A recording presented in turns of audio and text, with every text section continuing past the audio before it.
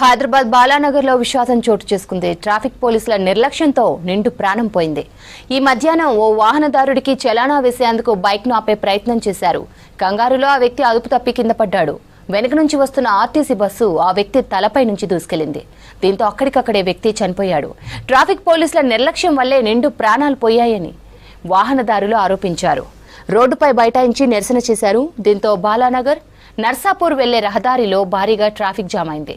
ఆందోళన చేస్తున్న వారిని చెదరగొట్టే ప్రయత్నం చేస్తున్నారు పోలీసులు.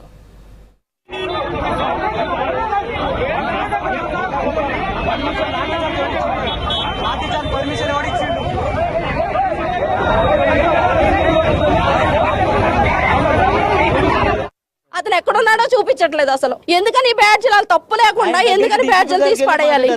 ఏ సెలబ్రిటీ కన్నా ఏదన్నా అయితే కనుక అందరూ వచ్చేది. ఇప్పుడు మరి ఒక సామాన్య వ్యక్తి చనిపోయాడంటే ఎవరో రారెందుకు ముందుకు? మాకు న్యాయం చేయండి చాలు. ఆ పోలీస్ అతను ఎందుకు లాగేయాలి?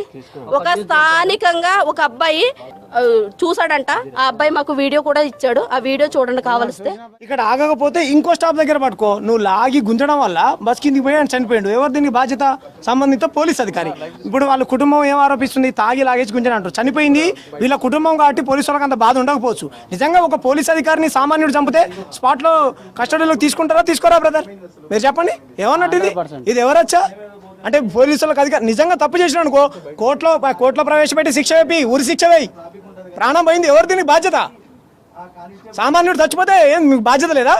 సార్ చెప్తాడు, ఏసీపీ సార్ పూర్తి విచారణ చేస్తా ఉంటాడు. సీసీ కెమెరాలు మాయం చేస్తాడండి. మీ చేతిలో అధికారం ఉంది, సీసీ కెమెరాలు మాయం చేయరా మీరు? చిన్న పిల్లలు బ్రదర్, ఒక బాబు 5వ తరగతి చదువుతాం, చిన్న పిల్లలు ఉన్నారు. ఆయనకు నిండు రాసిపోతే ఏం తప్పు చేశాడు? ఆయన నిజంగా ఆయన తాగి ఉన్నాడా? అరెస్ట్ చేయి.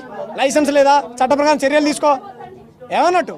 అన్న మీ అన్నకి యాక్సిడెంట్ అయిందని చెప్పారు.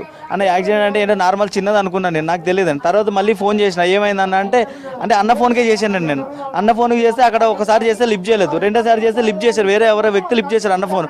సార్ ఏమైంది సార్ అంటే ఇట్లాగా ట్రాఫిక్ కానిస్టేబుల్ ఇలాగా షర్ట్ పట్టుకుని గుంజడం వల్ల మీ అన్న బస్ కింద పడిపోయి మేము అందరం ఇక్కడే ఉన్నామండి, మీరు తొందరగా రండి అని చెప్పారు. అంటే ఏమైందన్న అంటే ఆయన స్పాట్ డెడ్ అండి, ఆయన షర్ట్ పట్టు గుంజడం వల్ల చనిపోయాడని అని చెప్పాడు.